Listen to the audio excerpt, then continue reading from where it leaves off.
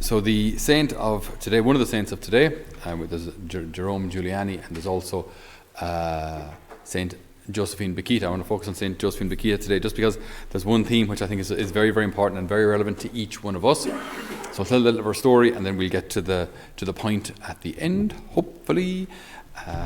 So she was born in 1869. Apparently, I'm not speaking loud enough. 1869, right? Born in 1869 in Sudan, and she was from a relatively wealthy family. Okay. But even at that stage, slave trade was still happening. So she was taken as slave by Arab slave traders. And she was made walk, as a 9-year-old, made walk 600 miles. 600 miles. Along the way, she doesn't even fully remember the story herself, because again, she was so young. She was sold a couple of times on the way. So, from slave trader to upper level slave trader. So she was, as I say, just lost, as a 9-year-old, surrounded by all these adults, pulling and dragging and selling and trading, and, a horrible, horrible, fearful experience for such a young little child, a young innocent little child. Okay, so she was bought then by a wealthy Arab who gave her, if you will, to his wife and his mother-in-law. Now, I don't really understand how or why. Maybe this was common practice back in the day. I don't know, or maybe it was a way of venting.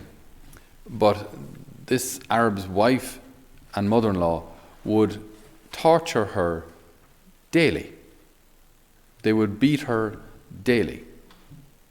So in one instance in this Arab household, she knocked over a vase, and she was beaten so badly that she was incapacitated for a month. Now keep in mind, when we say incapacitated for a month, that doesn't mean she felt bad for a month. She was a slave. So if you can walk, you're going to work. So if she was incapacitated, that means the girl couldn't walk. She was beaten so badly she couldn't walk. Right? She wasn't able to serve at all. With these two ladies then, they would use flour to draw. It's like kind of tattoos, if you will. They draw with the flour. They draw out the kind of patterns they wanted to etch into her with a blade. So lovely flour. Let's make it look nice and pretty. And then they would cut it into her skin with a blade.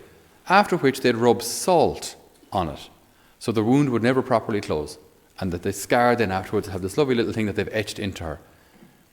Now, if she had 2 of those, that would be horrendous. If she had 5 of them, that's disgusting. She had 114 of those etched into her body, cut into her body. And if she screamed or went to run away, the other lady was standing there with a whip. So it's like, this doesn't bear thinking.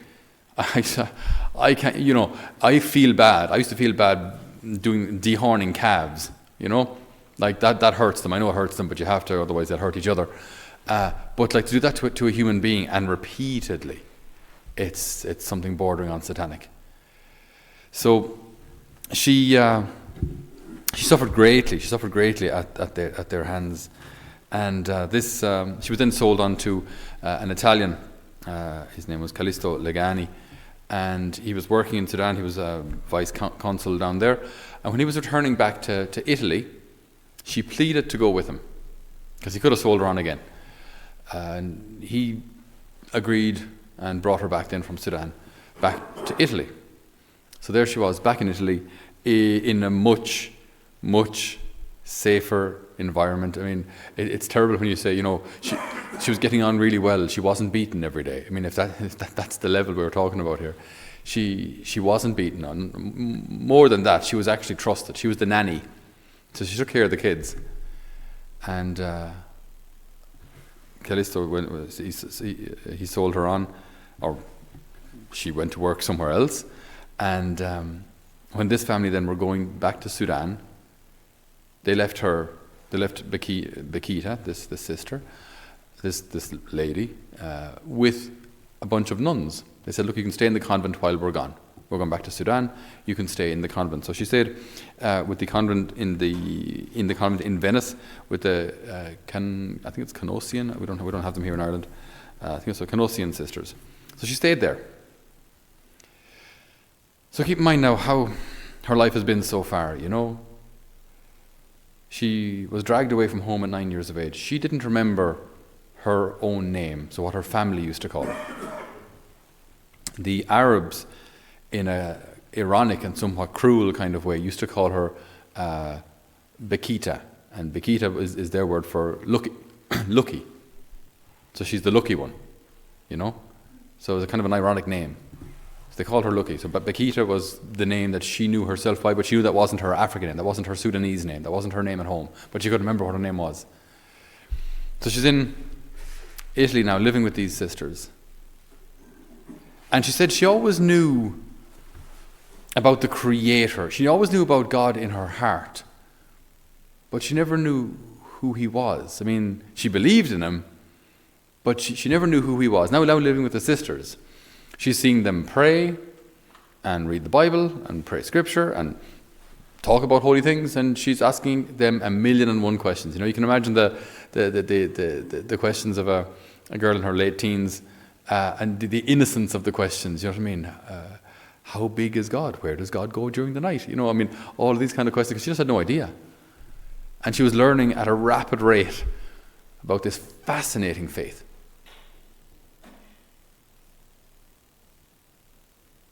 Now, this isn't in my notes, but it's just after coming to me now.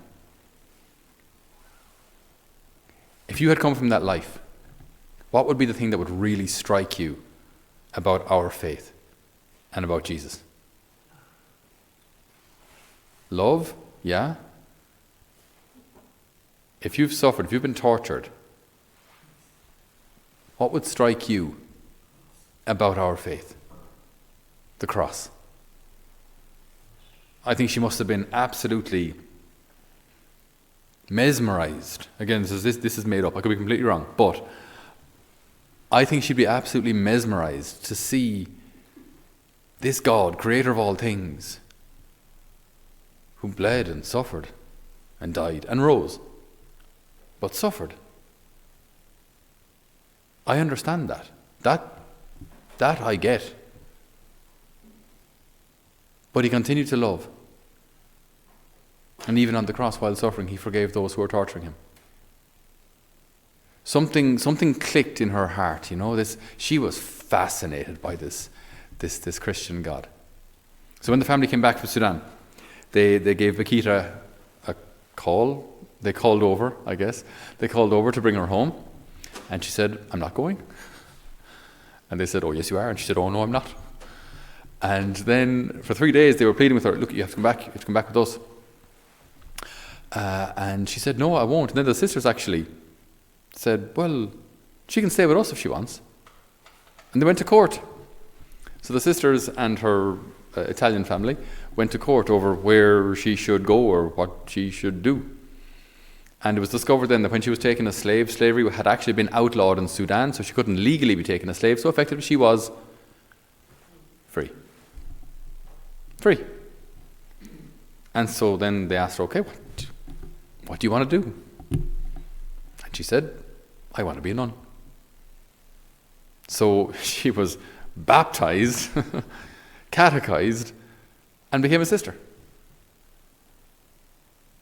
And she was very, very gentle and knowledgeable and loved. She worked for 42 years as a sister. She was based in a place called Schio, up in the north of Italy.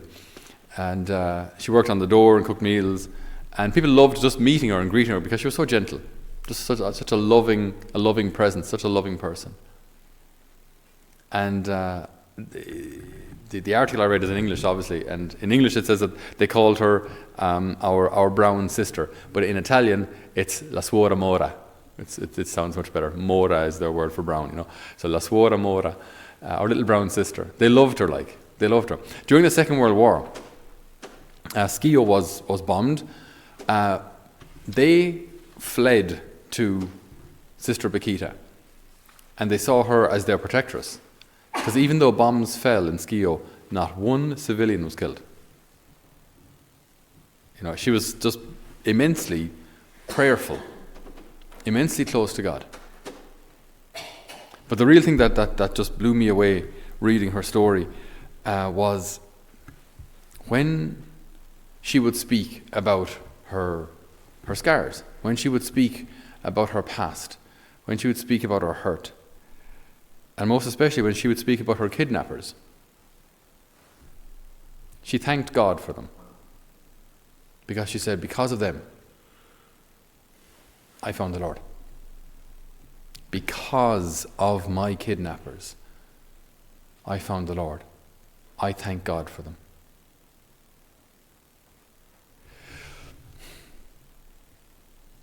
Forgiveness is very, very difficult. There are certain situations that make forgiveness much harder.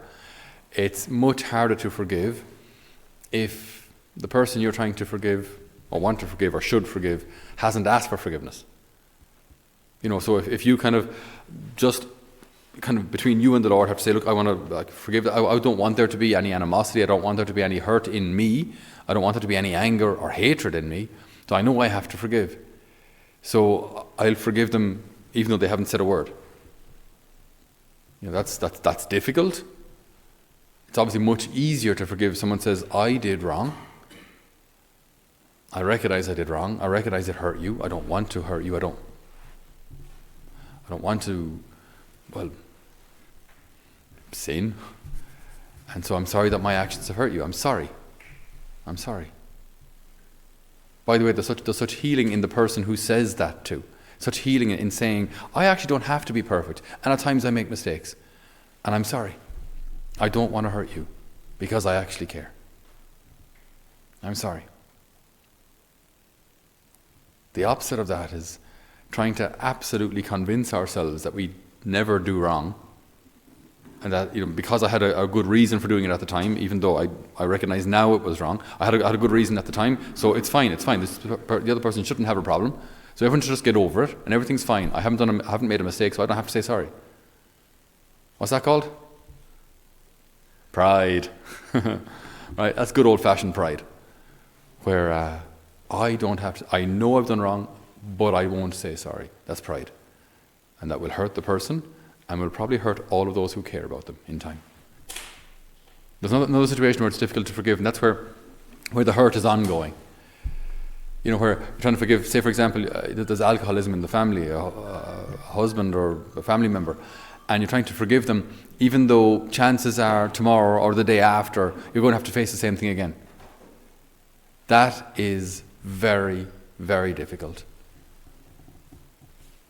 And I think of Bakita, Sister Bakita, now Saint Bakita, John Paul II canonized her, and how she was able to think of those captors and torturers and thank God for them.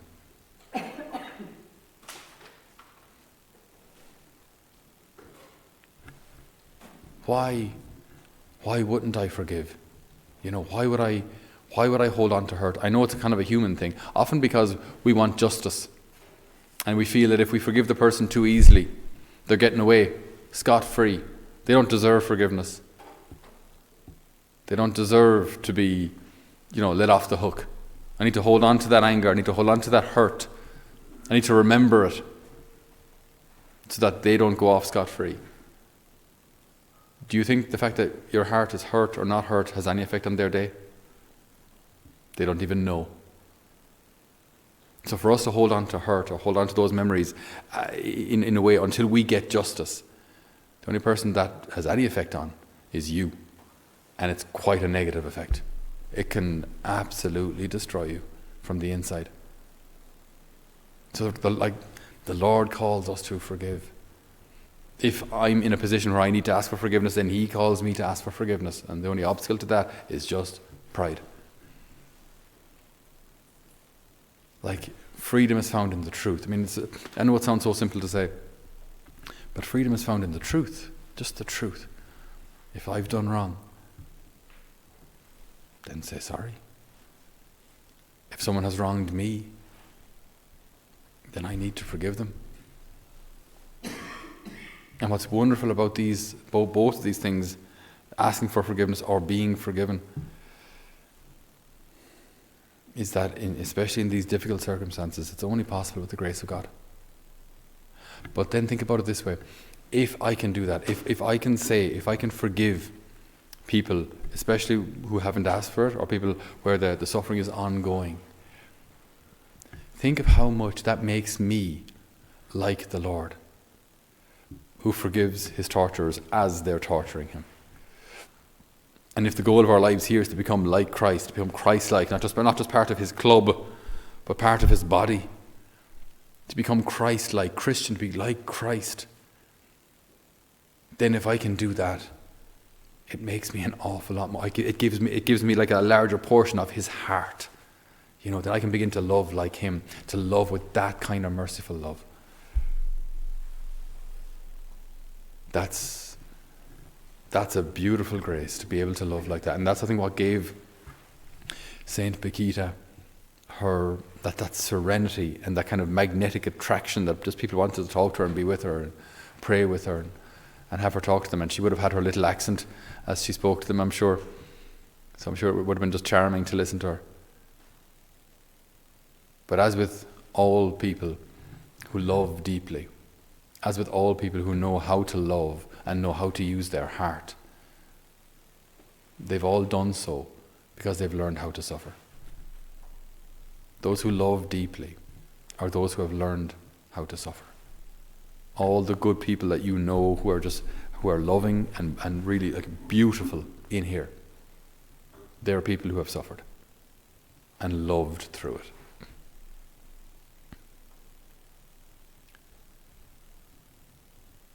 So as we look at her life and as we compare it to ours, we may have a bit of work to do. We may have a challenge or a call on our lives, not just to be beneficiaries of the Lord's mercy, which is nice and which is good and which is necessary and which is easy, but to be merciful as our Father is merciful,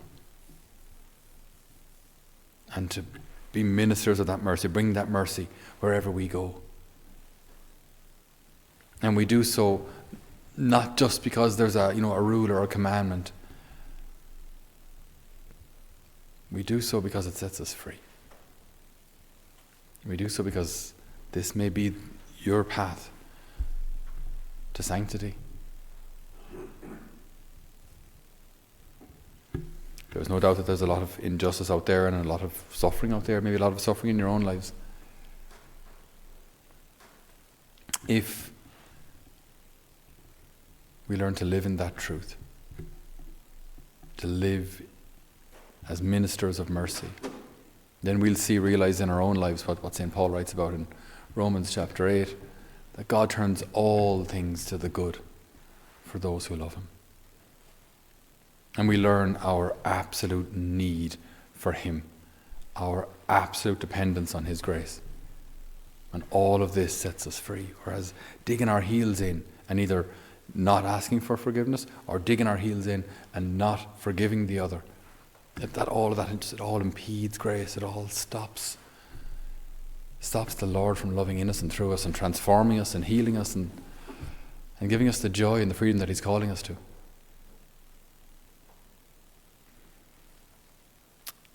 The great thing is, all of you are here to come to Mass and receive the Lord in Holy Communion. We might say it's the source of all grace. I mean, it is all grace because it's God himself. So we come here to the Lord because we know we can't do it on our own. We know we need him. And he will give us what we need. He will give us exactly what we need. So we ask the Lord today to fill our hearts with every grace we need to forgive, to ask for forgiveness, that we can be his ministers of mercy, that we can follow the example of Saint Paquita. Amen.